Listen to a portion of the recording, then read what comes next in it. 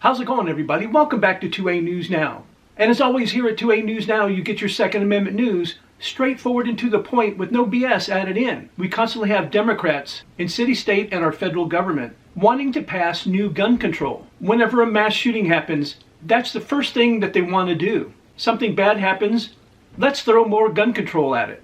Or they just wake up the next morning and go, let's try to pass more gun control. It's a vicious cycle that happens continuously.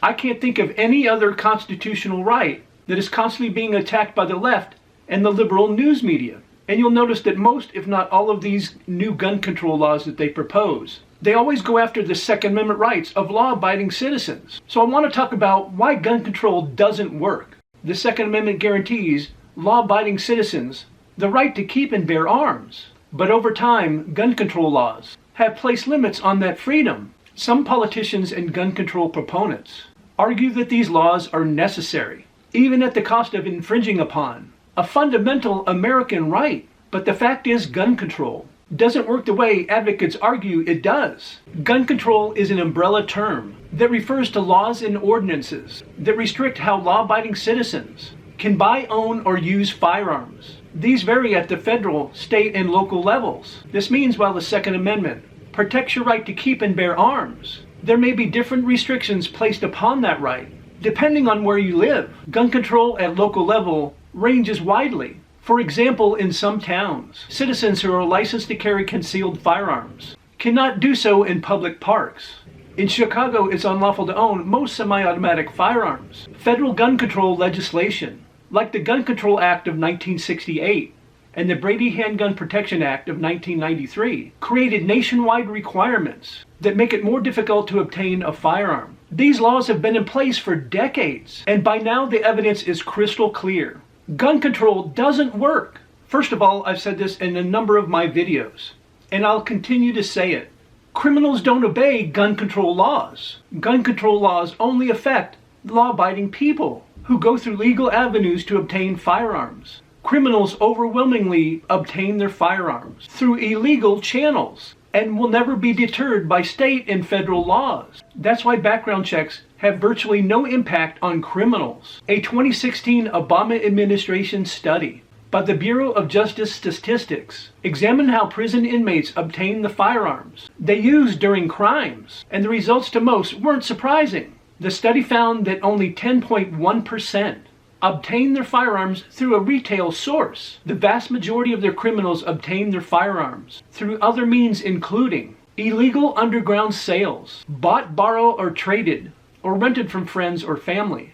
They also obtained them as gifts or purchased by another individual for them, which is called the straw purchase. And of course they obtained them through theft, also from their victims, and also from the scene of a crime. Criminals who go through illegal avenues to obtain firearms aren't going to submit to background checks while doing so.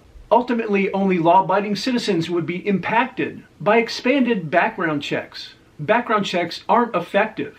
Even if criminals did submit to background checks, we've seen these checks aren't effective at stopping those who intend to use guns to commit crimes. Let's take a look at these following scenarios. A person with no criminal history walks into a store to buy a gun they'll use to commit a crime. A background check most likely won't stop them.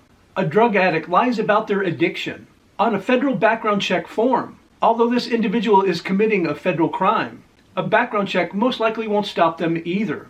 A person with serious mental issues, with no history of treatment or being institutionalized, goes to buy a gun. A background check most likely won't stop them either. It then makes sense that background checks have no impact on violent crime. Just take a look at California, a state that's had background checks in place for decades. In 2018, a study was released that examined the effects of comprehensive background checks in the state. The study examined nearly 2 decades, from 1981 to the year 2000, of data and found background checks had no effect on homicide rates in California. Again and again, firearm background checks have proven to be ineffective. What we do know is they simply make the gun buying process more difficult for law-abiding citizens. On the other hand, allowing law-abiding citizens to more easily access firearms does help reduce violent crime. Gun control advocates have long promoted the idea that making firearms more accessible would increase crime. But time has told a different story.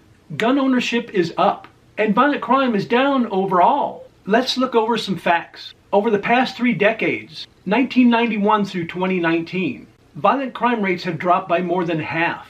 The number of privately owned firearms in the United States doubled in the same period. The number of people carrying a firearm for protection outside the home have also risen to all-time highs as violence dropped. Mass murders have repeatedly been deterred or stopped by citizens carrying lawfully concealed firearms. It makes sense that criminals would be far less likely to commit a crime if they believed the victim might be carrying a firearm. In fact, a major study of 2,000 felons in state and federal prisons across the United States showed that the criminals actually feared armed citizens more than they feared the police. Cities with the strictest gun control have the highest crime rates. So the question is, does gun control reduce crime? And the evidence says no.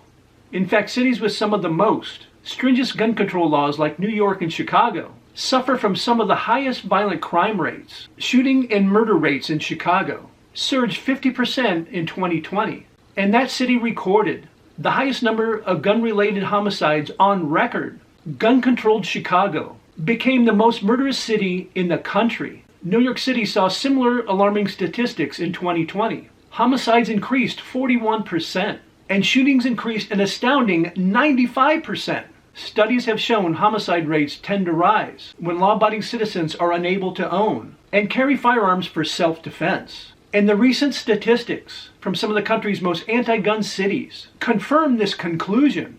Gun control doesn't work, so what does? The simplest solution is crime control, enforcing existing laws aimed at criminals who carry and use firearms to commit their crimes. We know that homicides in cities trend down when elected officials encourage solid police work and harsh penalties for those who commit crimes with guns. We've seen it work in the past in Chicago, when the city gave additional resources to law enforcement. We've known for decades that crime control works. A good example is Project Exile, a program that was launched in Richmond, Virginia in 1997. Faced with a sky-high homicide rate, Richmond prosecutors began enforcing existing gun laws to the fullest, imposing lengthy sentences against drug dealers and other criminals who were carrying firearms illegally. The project was an enormous success. Law enforcement took hundreds of illegal guns off the streets, and Richmond's homicide rate plummeted.